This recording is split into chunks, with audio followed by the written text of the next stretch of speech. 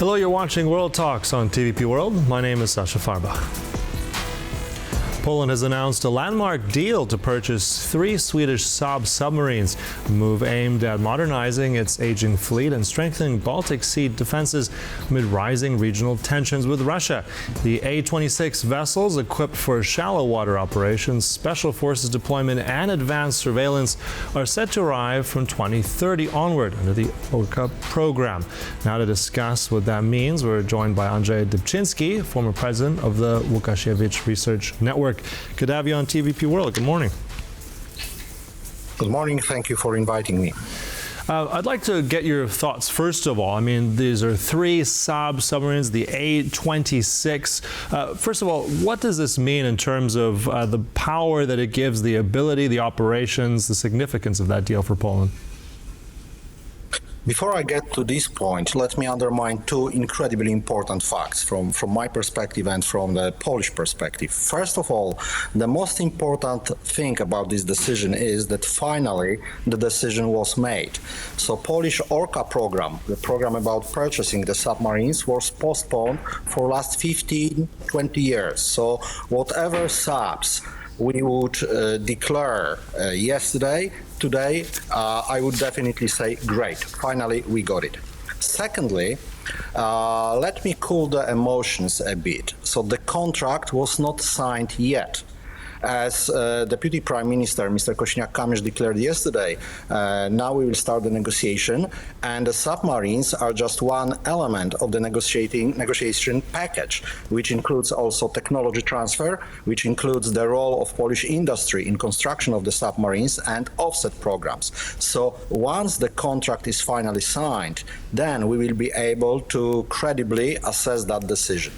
And now straight to your point, how that would increase our military capabilities. Well, these A-26 class submarines are specifically designed for Baltic Sea, and this is a great advantage of that technology. Baltic Sea is a very demanding, very challenging body of water from the perspective of submarine operations, and that particular vessel was designed to meet these requirements. Also, as you have mentioned, this is a very, very versatile platform. It might offer variety of configuration options that might highly increase our deterrence posture at the Baltic Sea. I would be very happy to go into details, but back to you. All right, I appreciate all of that, really. I'll try to get into some of those things that you mentioned as well. My first point as well, you said that this program, the ORCA program, has been postponed some years. I mean, we can assume why it's been accelerated now because of the threat that Russia poses. But I'm also curious as to the choice of why it was specifically Sweden and Saab out of this. I mean, this was not a deal with the Germans, it was not a deal with the French or the South Koreans. So what, if anything, does that tell us, the choice of Sweden in all this? Well, as Polish government declared, the Swedish offer is the only one that meets all the criteria of the Polish government. Unfortunately, and obviously, not all these criteria are known to the public. But I wouldn't like to go into explaining why not South Korea, why not France. The arguments are quite obvious. We could discuss why not Italian offer, why is the Swedish one, but again, two points very interesting from my perspective. So first of all, as we are talking, there's a variety of options, and most important option I would like to underline is the ability of these submarines to be equipped with vertical launch system.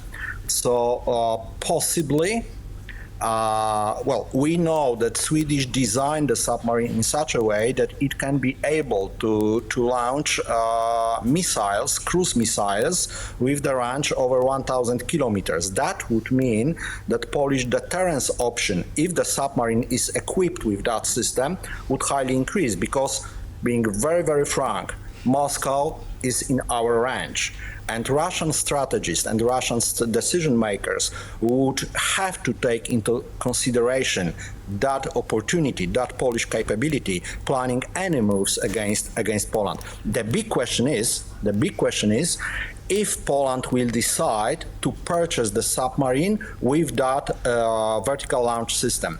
The rumors say no, and this is what worries me. The second point, if I still have time. Yeah, go ahead. Why Sweden? Well, look at the map. If you look at the map, and if we strengthen our cooperation with Sweden, and if we purchase the naval system, the submarine system from Sweden, that would incredibly increase operational capabilities of our Navy, because in times of crisis, in times of war, Polish Navy and Polish submarine could effectively use also entire Swedish infrastructure to support submarine operations, and that must be taken into the consideration. This is also one of the arguments why Korean offer was not so attractive. I mean, you've laid out an interesting point here also in terms of, I'm curious now, that cooperation. You said there's going to be technology transfer between Poland and Sweden. There's clearly going to be cross-investment now that ties Poland and Sweden closer. That alignment makes sense. But also looking at the, let's say, the timeline for this. I mean, the idea is the first submarine by 2030. In the interim, Poland, I believe, has one rather aging submarine. What about the risks until we get all three? Do we need all three? What are the capabilities? I mean, obviously, we're talking about the Baltic as a NATO lake, but tell us the timeline of this and what risks is posed until we get them. First, let me clarify one possible misunderstanding.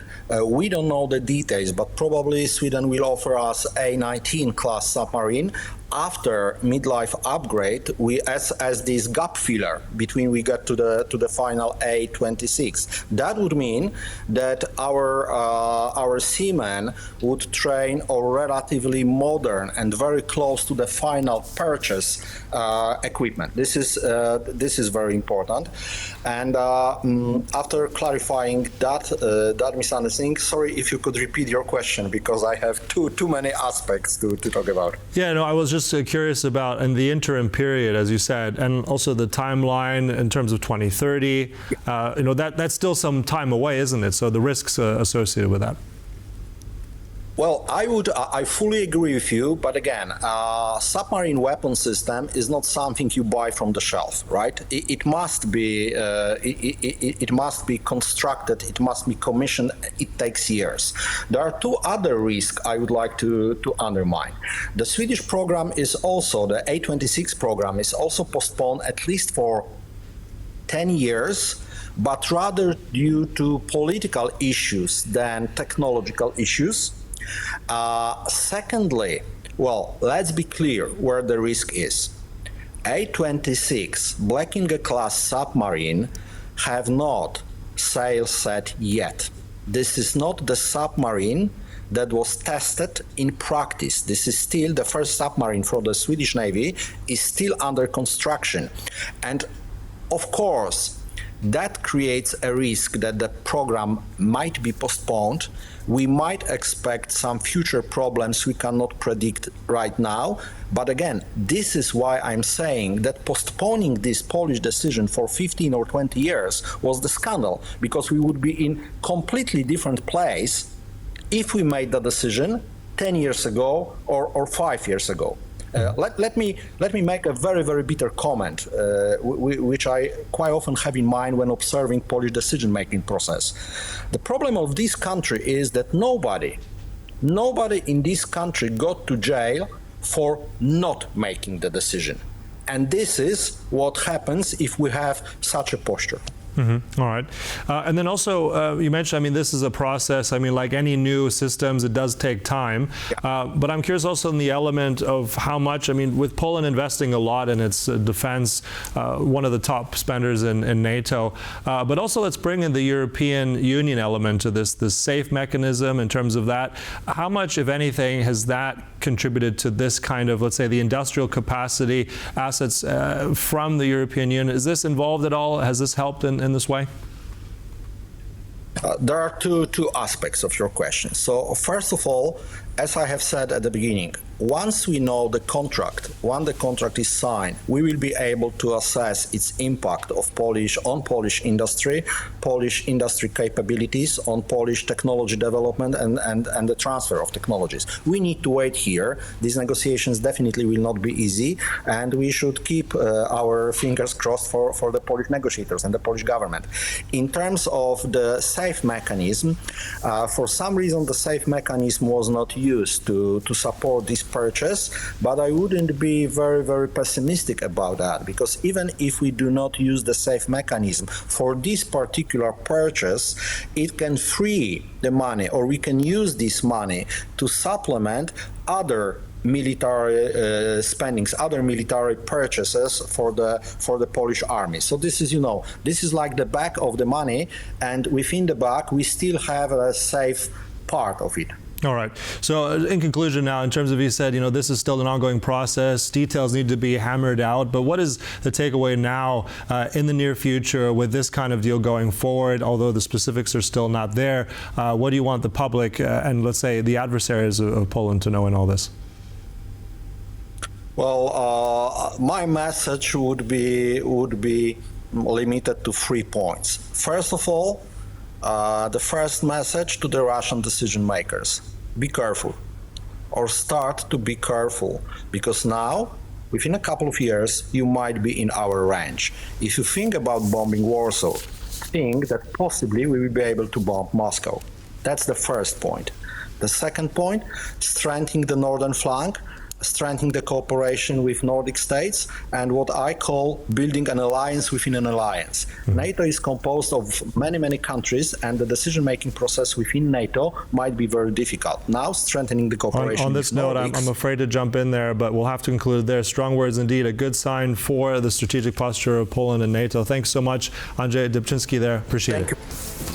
Thank you for watching. That concludes World Talks. We'll stay right here for more on TVP World. Goodbye.